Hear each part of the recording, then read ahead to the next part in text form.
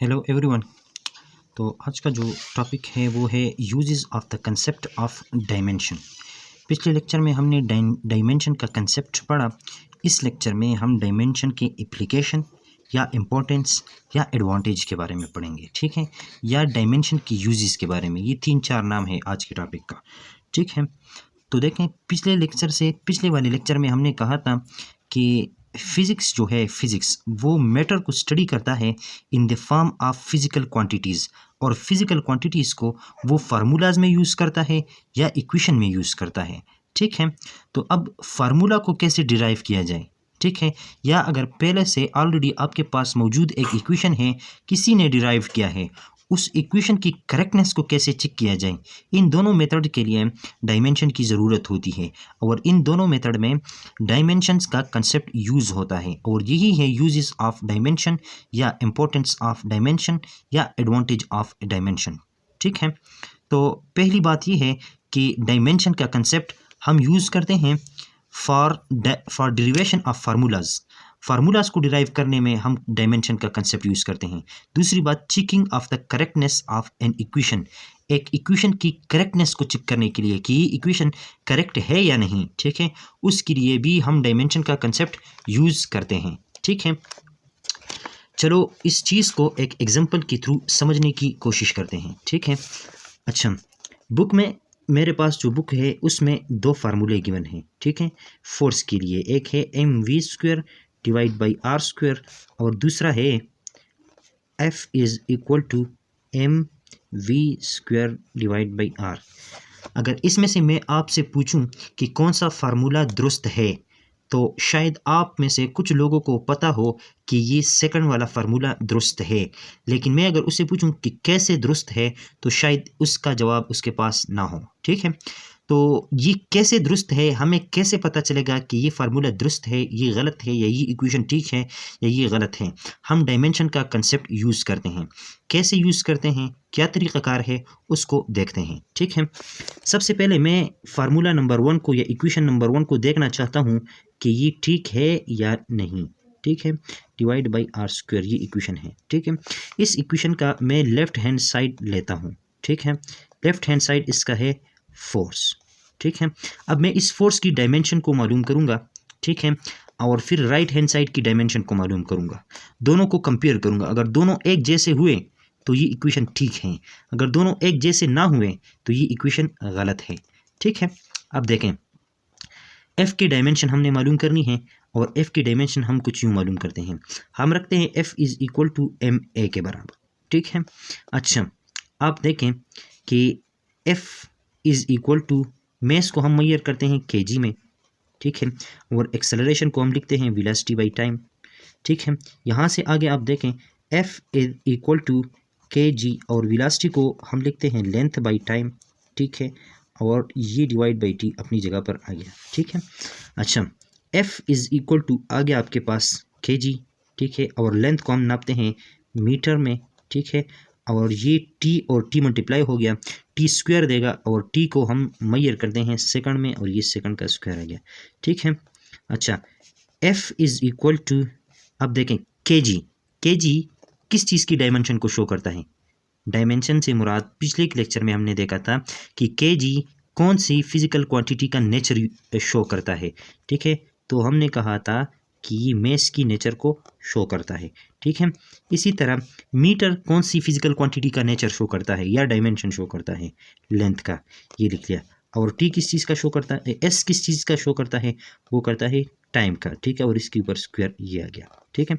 Is equal to f is equal to m l और t की power -2, और ये ब्रैकेट क्लोज। तो ये आ गए फोर्स के डायमेंशंस, ठीक है, लेफ्ट हैंड साइड के। अब इक्वेशन नंबर 1 का हम लेंगे राइट हैंड साइड। कौन सा साइड जी, राइट हैंड साइड, और उसका डायमेंशन देखेंगे कि उसका डायमेंशन किस चीज़ के बराबर आता है, ठीक है। अच्छा, राइट हैंड साइड है इक्वेशन नंबर 1 का mv² डिवाइड बाई r², ठीक है।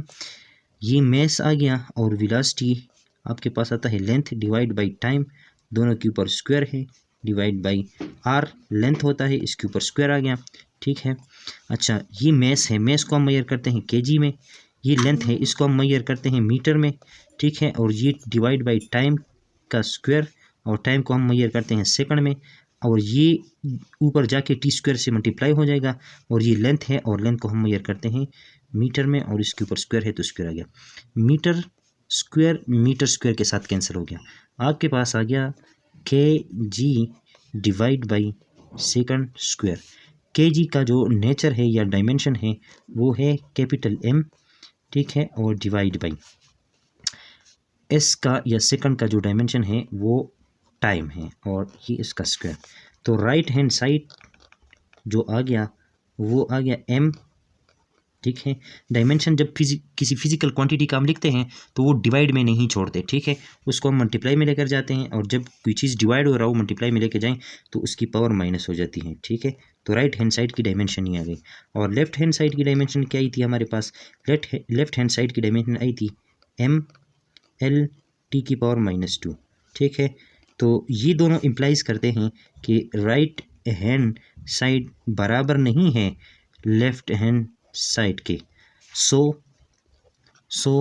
Equation 1 that is F is equal to mv square divide by r square is incorrect dimensionally.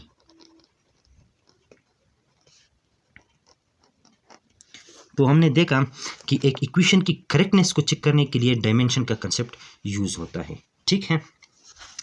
अब इक्वेशन नंबर 2 लेते हैं, ठीक है। तो इक्वेशन नंबर 2 क्या है, वो है F is equal to M V square by R. Left hand side ले लें, अच्छा वो है F, और F की डायमेंशन हमारे पास ऊपर आ गई। F की dimension M, capital M, L की पावर 1, T की पावर -2, ये लेफ्ट हैंड साइड की डायमेंशन आ गई। अब राइट हैंड साइड की डायमेंशन देखते हैं। राइट हैंड साइड की dimension M v square divide by R, यहाँ से आएगा kg, और velocity length divide by t, और लेंथ होता है मीटर, इसके ऊपर स्क्वायर है तो स्क्वायर आ गया, डिवाइड बाई टाइम, तो टाइम का जो यूनिट होता है वो सेकंड, वेलोसिटी के ऊपर स्क्वायर है, सेकंड के ऊपर भी स्क्वायर, और मल्टीप्लाई बाई एस के साथ मल्टीप्लाई हो जाएगा, तो आ जाएगा एल, और एल की जो यूनिट है वो है मीटर, ठीक है। एक मीटर से कैंसिल हो गया, आपके पास आ जाएगा kg मीटर और एस की पावर -2, ठीक है। kg का जो नेचर है या kg की जो डायमेंशन है वो है कैपिटल M, और मीटर की जो डायमेंशन है वो है लेंथ, और s की जो डायमेंशन है वो है t, और इसकी पावर -2 है, तो ये, ठीक है। अब देखें, अब ये आपके पास आ गया राइट हैंड साइड, ठीक है। अब इक्वेशन 2 के लिए अगर आप लेफ्ट हैंड साइड को देखें, लेफ्ट हैंड साइड, ठीक है, तो वो बराबर आता है उसके राइट हैंड साइड के डायमेंशनली, ठीक है, जो कि F के डायमेंशन है एम एल टी की पावर -2 बराबर आ गई राइट हैंड साइड के, और वो एम एल टी की पावर -2, ठीक है। तो ये डायमेंशनली क्या है जी, ये इक्वेशन डायमेंशनली करेक्ट है, ठीक है जी, डायमेंशनली करेक्ट इक्वेशन। तो ये दो यूजेस में से एक यूज़ देख लिया, ठीक है, कि किस तरह मालूम करेंगे कि कोई इक्वेशन ठीक है या गलत है, ठीक है। अब मूव करते हैं दूसरी पॉइंट पर, ठीक है, कि फार्मूला कैसे डिराइव करेंगे। ये आपके सामने मैंने एक सिंपल पेंडुलम लिया हुआ है। ऑब्जर्वेशन ये शो करते हैं कि इस सिंपल पेंडुलम का जो टाइम पीरियड है, मतलब वो टाइम जिसमें सिंपल पेंडुलम एक वाइब्रेशन कंप्लीट करता है, ठीक है, उसको टाइम पीरियड कहते हैं। वो टाइम पीरियड डिपेंड करता है ये जो मेस लटका हुआ है इसके ऊपर, ठीक है, ऑब्जर्वेशन इशू करते हैं, ठीक है, और ग्रेविटेशनल एक्सेलरेशन के ऊपर कि ये जो पेंडुलम है, ठीक है, ये कितना सी लेवल के पास है, कितना नज़दीक है सेंटर ऑफ अर्थ के, और कितना दूर है, इस चीज़ के ऊपर भी टाइम पीरियड डिपेंड करता है। तीसरी बात ये है कि ये जो सिंपल पेंडुलम का लेंथ है, ठीक है, इसके ऊपर भी ये डिपेंड करता है।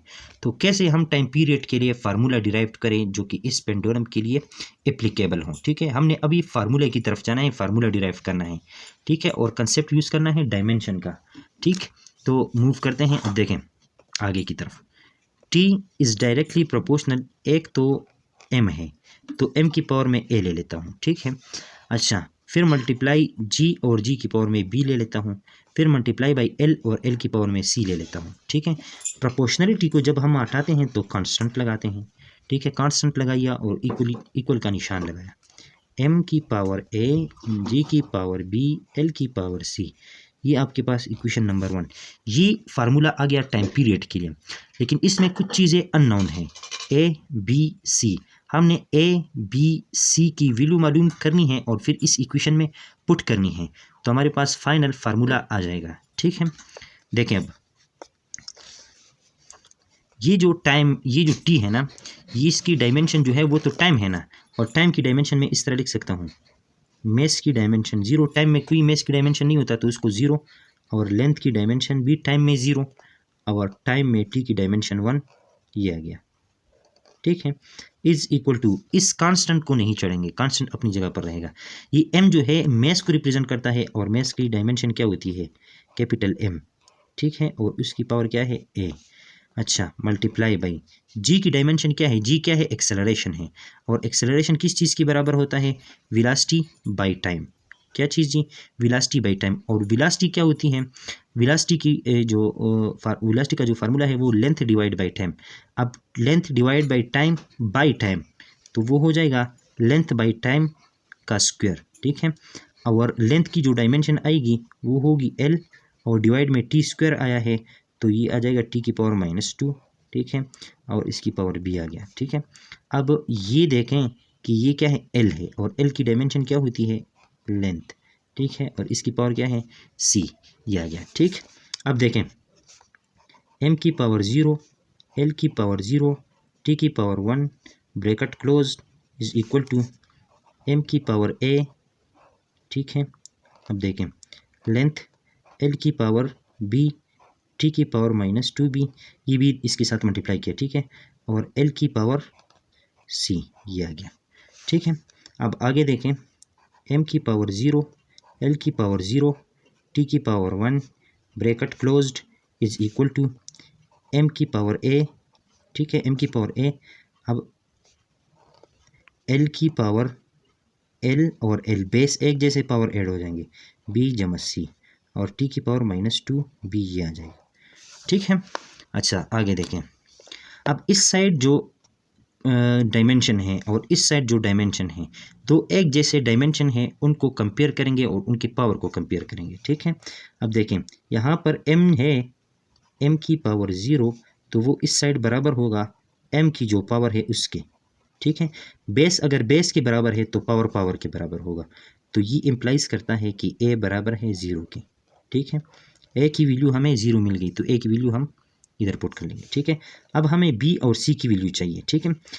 इस साइड l की पावर क्या है, l की पावर 0 है, और इस साइड l की पावर क्या है, l की पावर है b प्लस c, ठीक है। इसका मतलब ये है कि अगर बेस बेस के बराबर है तो पावर पावर के बराबर होंगे, b जमा c इज इक्वल टू 0, ठीक है।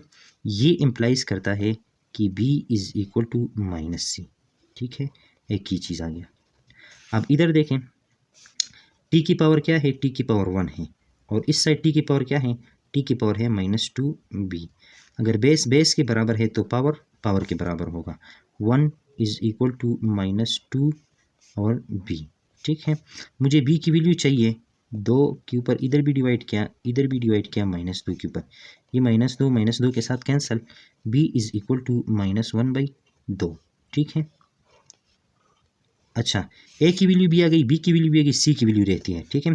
तो b is equal to -c या c is equal to -b, c is equal to -b के बराबर है चूँकि, तो c इज इक्वल टू ये वाला, और b की वैल्यू आ गई -1/2, ठीक है। तो माइनस और माइनस प्लस, तो c की वैल्यू आ गई +1/2, ठीक है,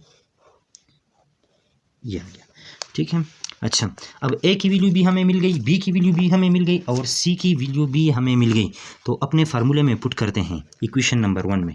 तो इक्वेशन नंबर 1 इम्प्लाइज करता है, equation 1 implies that t is equal to k, फार्मूले वाला, m की पावर a, और a किस चीज़ के बराबर आया था, a 0 के बराबर, तो m की पावर 0, फिर g, और g की पावर क्या है b, और b की वैल्यू आई है -1/2। फिर है l, और l की पावर है c, और c की वैल्यू आई है 1/2। ठीक है, यहाँ तक क्लियर है बात। अब देखें t is equal to k अपनी जगह पर, m की power 0, anything having power 0 is equal to 1। किसी भी चीज़ का जब पावर 0 आता है वो 1 के बराबर होता है। ठीक है, तो इधर 1 आ जाएगा। और l की पावर जो है वो 1/2 है, और g की पावर -1/2 है। इधर मल्टीप्लाई हो रहा है तो वो अगर डिवाइड में आ जाए तो पावर प्लस में हो जाएगा। ठीक है, इसको अगर मज़ीद सिंपल करके लिखें तो k under the root l के ऊपर भी और g के ऊपर भी, जबकि l डिवाइड हो रहा हूँ g के ऊपर। ठीक है, इसका मतलब ये आ गया। तो टाइम के लिए फार्मूला आ गया k इंटू l/g। ठीक है, अब देखें k की जो वैल्यू है ना, k की वैल्यू ये एक्सपेरिमेंटली मालूम की जा सकती है। ठीक है, और ये एक्सपेरिमेंटली मालूम किया गया है, और इसकी वैल्यू आई है 2π के बराबर। ठीक है, अंडर द रूट l/g।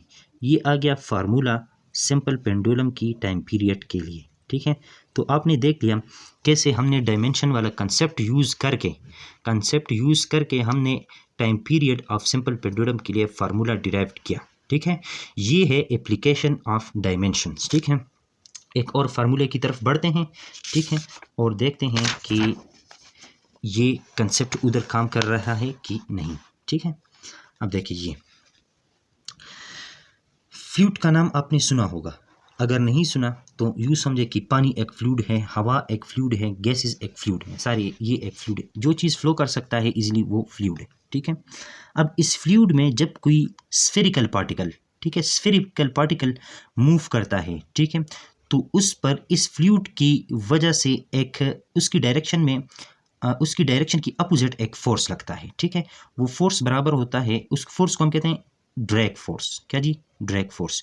अच्छा, वो जो ड्रैग फोर्स होता है ना वो FD से रिप्रेजेंट किया गया है। ठीक है, वो ड्रैग फोर्स प्रोपोर्शनल होता है उस फ्लूइड की विस्कोसिटी की, मतलब उस फ्लूइड की प्रॉपर्टी है उसको हम विस्कोसिटी कहते हैं, उसकी डायरेक्टली प्रोपोर्शनल होता है। ठीक है, उस पर डिपेंड करता है, सॉरी ये लफ्ज़ मुनासिब होगा कि उसके ऊपर डिपेंड करता है।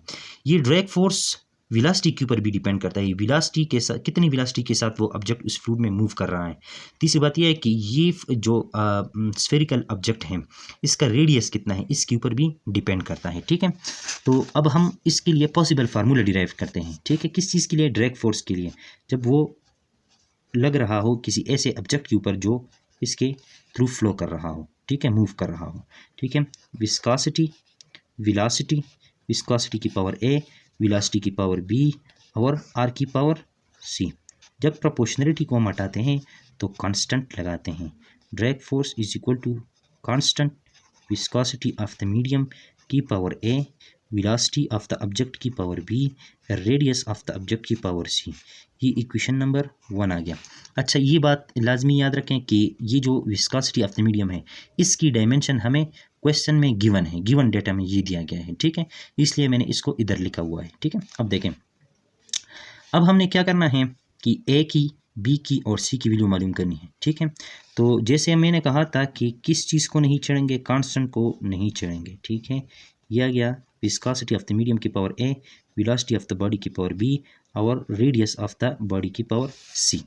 ठीक है, अच्छा इस साइड में लिखूंगा फोर्स की डायमेंशन, और फोर्स की डायमेंशन अभी हमने मालूम किया था, और वो है फोर्स की डायमेंशन MLT की पावर -2, MLT की पावर -2, ये फोर्स की डायमेंशन है। ठीक है, तो उस फोर्स की डायमेंशन में इधर लिख लेता हूँ।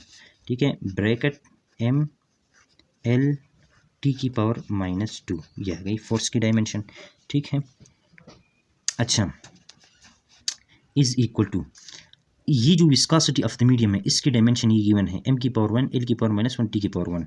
तो इसकी डायमेंशन भी लिख लेते हैं, m की पावर 1, l की पावर -1, t की पावर 1 और इस सब की पावर a इधर। ठीक है, अब ये है वेलोसिटी, और वेलोसिटी होती है L/t। ठीक है, और उसकी डायमेंशन आती है लेंथ और t की पावर -1। ठीक है, ये वेलोसिटी की डायमेंशन है, और पावर आ जाएगा v, और ये है r जो कि लेंथ को रिप्रेजेंट करता है, और लेंथ की डायमेंशन है l, और इसकी पावर आ जाएगा c। ठीक, अब देखें ये लेफ्ट हैंड साइड अपनी जगह पर टी की power -2 bracket closed is equal to m की पावर a l की पावर -a t की पावर a, ठीक है, और l की पावर b t की पावर -b और l की पावर c, ठीक है। मैंने जस्ट क्या किया, ऊपर वाले पावर को मल्टीप्लाई किया। इस साइड आ गया m की पावर 1 l की पावर 1 t की power -2 bracket close is equal to m की पावर क्या है a, दूसरा कोई m नहीं है। अब l और l बेस एक जैसे पावर ऐड हो जाएंगे, -a plus b plus c, और t क्या है, t a t -b, तो बेस एक जैसे हैं, पावर ऐड हो जाएंगे, a प्लस और माइनस b ये आ जाएगा, ठीक है। अब दोनों अतराफ डायमेंशंस को क्या करेंगे, कंपेयर करेंगे, ठीक है। इस साइड जो डायमेंशन मेस की है वो है कैपिटल M, उसकी पावर 1, और इस साइड है m और उसकी पावर a। बेस एक जैसे तो पावर भी एक जैसे, तो इससे मतलब हुआ कि a बराबर है 1 के, इस चीज़ के 1 के, इधर m की पावर क्या है 1, तो a बराबर है 1, ठीक, ये आ गया a की वैल्यू। अच्छा, अब l की पावर इस साइड क्या है 1, इस साइड l की पावर क्या है -a plus b plus c। अगर बेस के बराबर है तो क्या चीज़ पावर की बराबर होंगे, वो आ जाएगा -a plus b plus c is equal to power 1, ठीक है। और ये आपके पास एक इक्वेशन आ गया, इक्वेशन नंबर 2 को मैं इसका नाम 2 रखता हूँ, ठीक है। अच्छा, और इक्वेशन ऊपर वाली इक्वेशन में t की पावर -2 और इस साइड t की पावर a -b, ठीक है।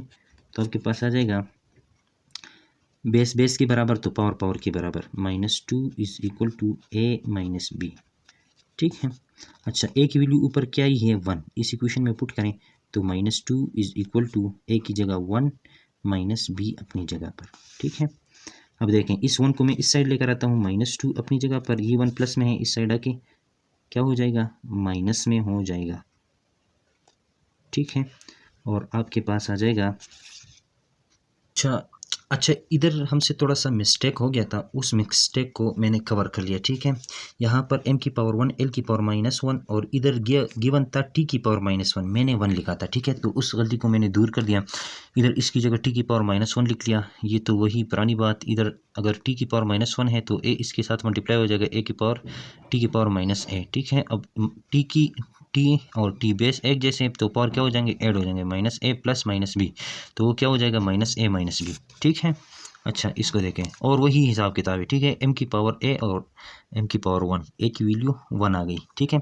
और लेंथ के लिए ये फार्मूला ठीक है, ये इक्वेशन बराबर है, ठीक है। t की power -2 is equal to t की पावर -a -b, ठीक है। बेस एक जैसे तो पावर एक जैसे हो जाएंगे, t की power -a -b is equal to, ये इम्प्लाइज करता है -2 अपनी जगह पर, माइनस अपनी जगह पर, a की वैल्यू हमारे पास आई है a इज इक्वल टू 1, तो a की वैल्यू हमने रख दी 1, ठीक है। ये इस साइड आके प्लस हो जाएगा, तो -2 plus 1 is equal to -b, तो यहाँ से आपके पास आ जाएगा -2 से जब 1 निकल गया, 1 is equal to -b, minus और माइनस ख़त्म हो गया और b की वैल्यू आपको मिल गई 1, ठीक है। ये ऊपर जो मिस्टेक हो गया था इसके लिए सॉरी। अच्छा, अब देखें, a की वैल्यू भी मिल गई, b की वैल्यू भी मिल गई, अब c की वैल्यू हमें चाहिए, ठीक है। देखते हैं, c इधर आता है, ठीक है। तो -a plus b plus c is equal to 1 के बराबर है। माइनस अपनी जगह पर a की वैल्यू आई है 1, जमा b की वैल्यू आई है 1, प्लस c अपनी जगह पर इज इक्वल टू 1, ठीक है। ये 1 और ये 1 कैंसिल, c की वैल्यू आ गई आपके पास 1, तो a की वैल्यू भी मिल गई और b की वैल्यू भी मिल गई, अब c की वैल्यू भी मिल गई। तो अब इसको उठा के ऊपर वाले फार्मूले में पुट करते हैं, ठीक है। अच्छा, फार्मूला क्या था, फार्मूला ये था कि drag force is equal to constant viscosity of the medium की power a, velocity of the body की पावर b और r की power c, radius of the body की power c। Drag force is equal to k अपनी जगह पर, viscosity of the medium की power a, और a की वैल्यू आई है 1, ठीक है, इधर 1 पुट किया। वेलोसिटी ऑफ द बॉडी की पावर b, और b की वैल्यू आई है 1, ठीक है। और r radius of the body की पावर c, और इसकी वैल्यू आई है 1, ठीक है। तो इससे ये मतलब है कि drag force is equal to k viscosity of the medium की power a 1, velocity of the body की power 1 radius of the body की पावर 1। ठीक है, अब ये जो के की वैल्यू है ना, ये हमें डायमेंशन नहीं देगा, ये प्रैक्टिकली मालूम किया जाता है। ठीक है, या एक्सपेरिमेंटली इसको हम मालूम करते हैं। ठीक है, तो इस पार्टिकुलर फार्मूले में या इस पार्टिकुलर केस में इसकी जो वैल्यू आई है वो है 6 पाई। ठीक है, अच्छा एक बात इधर मैं आपको और भी बताना चाहता हूँ कि ये फाइनल फार्मूला आपके पास आ गया। ठीक है, अच्छा डायमेंशन के तो ये फ़ायदे हैं कि ये हमें फार्मूला भी देता है, करेक्टनेस ऑफ एन इक्वेशन को भी बताता है, लेकिन इसके साथ साथ इसके कुछ लिमिटेशंस भी हैं। देखें, हर चीज़ में खामी और खूबी होती है, तो इस तरह इस मेथड में भी ये दो खूबियाँ थी, इसी तरह इसमें खामियाँ भी है।